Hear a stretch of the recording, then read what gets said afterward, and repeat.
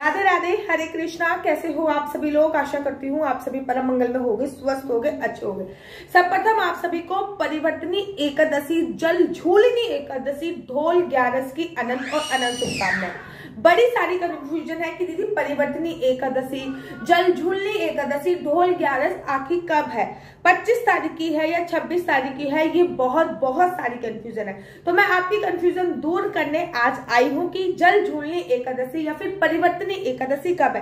पहली बात मैं आपको बता दूं कि चतुर्मास चल रहा है। चतुर्मास में भगवान समुद्र तल में जाके 4 महीने के लिए शयन करते हैं। लेकिन इस समुद्र में भगवान जब जाते हैं चतुर्मास में, तो एक समय ऐसा आता है जब भगवान करवट लेते हैं, अर्थात अपने आप को परिवर्तित करते हैं। इसलिए इस एकादशी का नाम परिवर्तनी एकादशी बोला जाता है। साथ ही के साथ जब भगवान करवट लेते हैं तो जल झूले जैसा प्रतीत होता है, इसलिए इसको जल झूलनी एकादशी भी बोला जाता है। साथ ही के साथ इस दिन माता यशोदा ने लाला के लिए ढोल 11 किया था, अर्थात एक विधि होती है जिसमें लाला को स्नान कराया जाता है, कन्हैया जी को, इसलिए इसको ढोल 11 भी बोलते हैं। ढोल 11 एकादशी कब है? सबसे पहले मैं तिथि बताने से पहले आप लोगों को बता दूं कि एकादशी की तिथि कब से प्रारंभ हो रही है, कब तक विश्राम होगी। पंचांग के अनुसार एकादशी तिथि का प्रारंभ 25 सितंबर को हो रहा है। 25 सितंबर को सुबह 7:55 पे, सीधा बोल सकते हैं 8 बजे के आसपास हो रहा है। वो 26 सितंबर को सुबह 5 बजे खत्म हो जाएगा। मतलब 25 तारीख को सुबह 8 बजे प्रारंभ हो रही है और 26 तारीख को 5 बजे खत्म हो जाएगी। तो एकादशी का व्रत कब करें? देखिए, एकादशी का जो व्रत रखा जा रहा है वो इस बार 2 दिन रखा जा रहा है। 25 तारीख को भी रखा जा रहा है, 26 तारीख को भी रखा जा रहा है। अब आप कहोगे दीदी 25 तारीख को भी 26 तारीख को भी, तो हम एकादशी का व्रत कब करें? तो इस बात का आप लोगों को ध्यान देना है कि 25 और 26 तारीख दोनों दिन एकादशी बनाई जा रही है।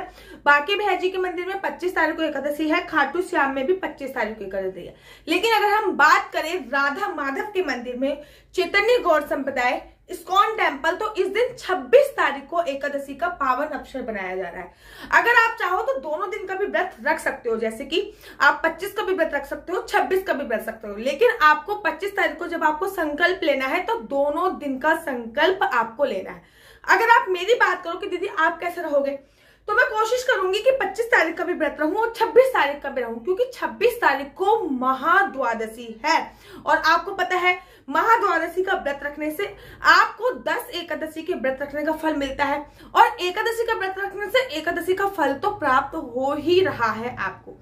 अगर आप 25 तारीख को एकादशी बना रहे हो तो आपको 10वीं तिथि के जो नियम है वो 24 तारीख को फॉलो करने हैं। अगर आप 26 तारीख को एकादशी का उत्सव बना रहे हो तो आपको 10वीं तिथि के जो नियम है वो 25 तारीख को फॉलो करने हैं।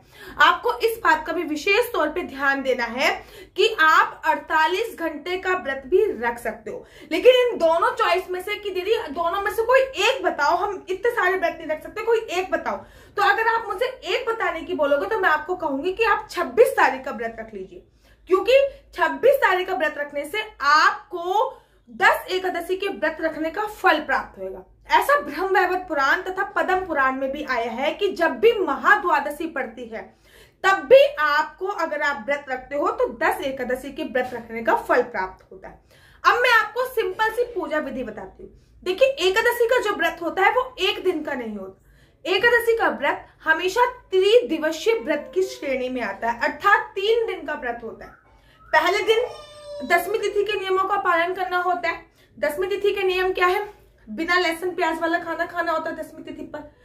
पृथ्वी शयन करना होता है। संभोग आदि किसी भी क्रिया को अंजाम नहीं देना होता है। और साथ ही के साथ आपको इस बात का ध्यान देना होता है कि 10वीं तिथि की रात्रि को सूर्य अस्त के बाद भोजन ग्रहण नहीं करना होता। जो भी भोजन ग्रहण करना है वो सूर्य अस्त से पहले भोजन ग्रहण करना है। आप में से बड़े सारे लोग पूछते हैं कि 10वीं तिथि को चावल खा सकते हैं। हाँ, 10वीं तिथि को चावल खा सकते हैं, लेकिन वो चावल आप सुबह खाइए, शाम को नहीं, ठीक है? 10वीं तिथि के जब आप व्रत रख रहे हैं, नियमों का पालन कर रहे हैं, तो शाम को मांस, मदिरा, लहसुन, प्याज, चावल, मसूर की दाल बिल्कुल छोड़ दीजिए। उसके बाद एकादशी वाले दिन सुबह ब्रह्म मुहूर्त में उठिए। कोशिश कीजिए कि खाली जल से स्नान ना करें, जल में कुछ ना कुछ डालकर ही आपको स्नान करना चाहिए। एकादशी वाले दिन खाली स्नान ना करें। किसी नदियों का जल मिल रहा है तो वो डाल लीजिए। आंवला मिल रहा है तो वो डाल दीजिए, नींबू का रस मिल रहा है तो वो डाल दीजिए। एक बात आपको बता दूं, अगर आप नींबू का रस डालकर नहाते हो तो आपका ऑरा भी क्लीन होता है। कुछ भी नहीं है घर में तो आप हल्दी डालकर भी स्नान कर सकते हो, ठीक है। उसके बाद आपको शौच आदि से निर्वत होने के बाद स्नान करना है। स्नान करने के बाद कोशिश कीजिए कि पीले कपड़े पहने। अगर पीले कपड़े नहीं पहन सकते, फॉर एग्जाम्पल जैसे कि मैं पीले कपड़े नहीं पहन सकती क्योंकि साइज ही घटता बढ़ता रहता है, ठीक है ना, तो मैं ये चुन्नी जो है वो ले लेती हूँ, एक सलवार पीली पहन लेती हूँ और चुन्नी पीली ले लेती हूँ। तो आप भी ऐसा कर सकते हो। लड्डू गोपाल को भी उस दिन पीले रंग के कपड़े पहनाए जाए तो बहुत ज्यादा सर्वोत्तम माना जाता है। उसके बाद कोई भी व्रत आप करते हो तो उसका संकल्प लेना बहुत जरूरी है। जैसे कि अगर आपने राधा अष्टमी का व्रत करा है, जन्माष्टमी का व्रत किया तो संकल्प लिया है ना, बिना संकल्प के व्रत सब पूर्ण होता। ठीक इसी प्रकार से एकादशी का व्रत रख रहे हो तो उसमें भी संकल्प लेना जरूरी है। संकल्प कैसे लेना है? 3 बार आपको बोलना है श्री विष्णु श्री विष्णु श्री विष्णु। क्या बोलना है? श्री विष्णु श्री विष्णु श्री विष्णु। उसके बाद अपना नाम, अपना गोत्र, ठीक है। अब बड़े सारे लोगों को गोत्र नहीं पता होता, ठीक है ना। अगर आपको अपना गोत्र नहीं पता तो जो आपके ऋषि है वही आपका गोत्र है, ठीक है ना।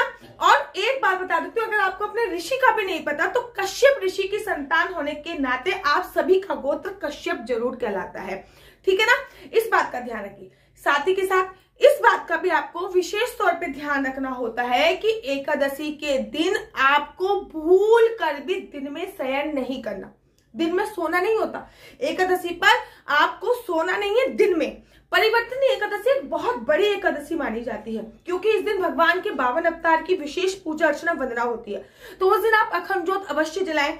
आप तिल के तेल की भी जला सकते हैं, लेकिन तिल के तेल की जो जोत होती है ना वो पितरों के नाम को समर्पित होती है, इसलिए आप उस तिल के तेल की जोत में आप थोड़ा सा घी डाल दीजिए तो वो भगवान को समर्पित हो जाएगी।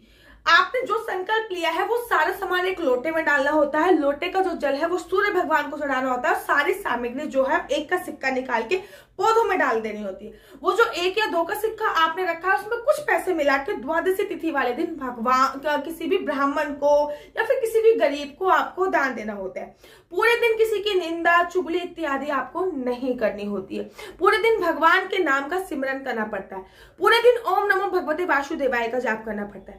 रात को एकादशी वाले दिन पृथ्वी शयन करना पड़ता है। व्रत आप जैसे रख रहे हो वो संकल्प भी आपको वैसे लेना है। जैसे कि निर्जला हो गया, निराहार रह गया, 48 घंटे का हो गया, 24 घंटे का हो गया, जैसे भी व्रत रख लो। लेकिन इस बात का ध्यान रखिए कि व्रत में भी सूर्यास्त के बाद भोजन नहीं किया जाता, ठीक है। अगर फलाहार भोजन कर रहे हो तो सूर्यास्त के बाद वो फलाहार भोजन भी आपको नहीं करना है। इस बात का आपको विशेष तौर पर ध्यान देना है।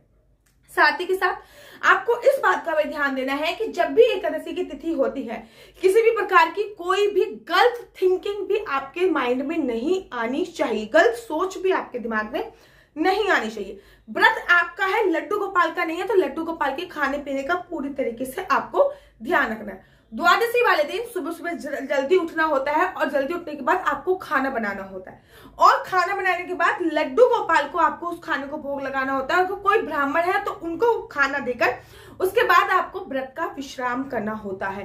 अगर कोई ब्राह्मण नहीं मिल रहा तो आप सूखा आइटम भी दान कर सकते हो। अगर सूखा आइटम भी आपको नहीं मिल रहा तो आपको इस बात का ध्यान रखना होता है कि आप कुछ पैसे निकाल के रख लीजिए। जब भी मंदिर इत्यादि कहीं जाओ तब वो पैसे आप दे सकते हो। द्वादशी वाले दिन चावल खा के व्रत का पारायण करना बहुत ज्यादा सर्वोत्तम माना जाता है। अगर आप 26 तारीख को व्रत रख रहे हो तो व्रत का पारायण आप 27 को रखोगे। 25 तारीख को व्रत कर रहे हो तो व्रत का पारायण 26 को करोगे। दोनों दिन व्रत कर रहे हो तो व्रत का पारायण आप 27 को करोगे।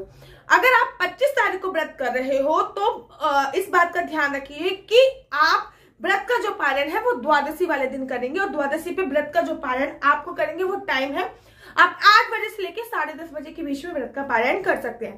ठीक इसी प्रकार से अगर आप 26 तारीख को व्रत कर रहे हो तो व्रत के पारायण का जो टाइम है वो टाइम है आप 27 तारीख को 8 बजे से लेकर 10:30 11 बजे के बीच में पारायण कर सकते हो। आशा करती हूँ आपको मेरी वीडियो अच्छी लगती होगी। अगर आपको मेरी वीडियो अच्छी लगती है तो आप अपना यूट्यूब चैनल हरि बोल को लाइक शेयर सब्सक्राइब करना बिल्कुल भी मत भूलिए। तब तक के लिए मुझे दीजिए इजाजत। राधे राधे, हरे कृष्णा।